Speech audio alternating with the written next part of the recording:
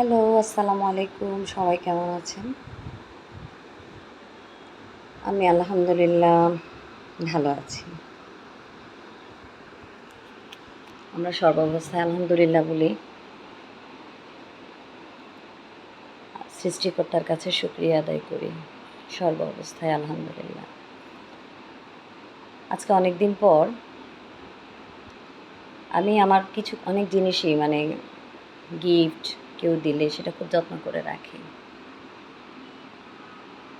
যেমন এটা আমার একটা বান্ধবী আমাকে অনেক বছর আগে দিয়েছিল। যদিও বান্ধবীকে এখন অনেক মিস করি, দেখা হয় না। মনে হয় প্রায় ১.৫-২ বছর হয়ে যাচ্ছে বান্ধবীর সাথে দেখা হয় না। কথাও খুব কমে গেছে আগে থেকে। আমরা কয়েকজন বান্ধবী এতটাই ঘনিষ্ঠ যে সবসময় আমাদের যোগাযোগ হয়। যাই হোক, রুমা একটু বেশি যোগাযোগ করে, প্রতিদিনই খোঁজ খবর নেয়। আর চম্পা মাঝে মাঝে ভিডিও কল দিয়ে আমাকে দেখে আমি কেমন আছি। রুমা প্রতিদিন নেয়। এই গিফটটা আমার কোহিনূরের দেয়া গিফট। আমার বান্ধবীরা রাগ করিস না, তোদেরও অনেক গিফট আছে, কিন্তু কোহিনূরের গিফটটা না আমার কাছে একটু স্পেশাল লাগছিল। আমি ওকে যখন বলছিলাম আমার খুব পছন্দ হয়েছে, তুই কীভাবে বানাইলি, তখন না কোহিনূর এই যে গিফটটা আমার জন্য বানাইছে, আসলে নিজে পরে বানায় আসে আমার জন্য পাঠিয়ে দিয়েছিল। এটাই হচ্ছে বন্ধুত্ব। আমি রেখে দিছি, আমি যখনই দেখি আমার কোহিনূরের কথা খুব মনে পড়ে, আগের স্মৃতিগুলো মনে পড়ে। আমরা কেমন যেন মনে হয় আস্তে আস্তে আলাদা হয়ে যাচ্ছি। আমাদের সন্তানরাও বড় হয়ে যাচ্ছে, যার যার পজিশনে শেষে চলে যাচ্ছে, যেহেতু সবাই বড় হয়ে গেছে।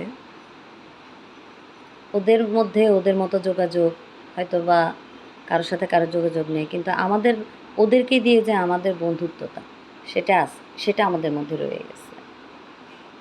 এটা আমার গিফট, আমার বান্ধবীর দেয়া গিফট। যাই হোক, তারপরে রুমার গিফট আছে, রোকসানার দেওয়া গিফট আছে, চম্পার দেওয়া গিফট আছে। এরাই আমার বান্ধবী। আর স্ট্রেটা, এটা একটা স্ট্রে, এটা আমার আব্বুর ছিল। আমি এটা খুব যত্ন করে রেখে দিছি। কিছু কিছু জিনিস আজকে আব্বু নাই, জিনিসটা আমার কাছে আছে।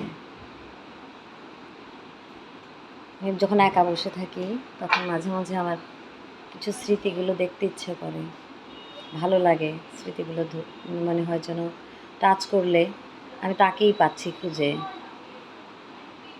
যাই হোক, সবাই ভালো থাকবেন, আমার বান্ধবীরাও ভালো থাকিস। আল্লাহ হাফেজ।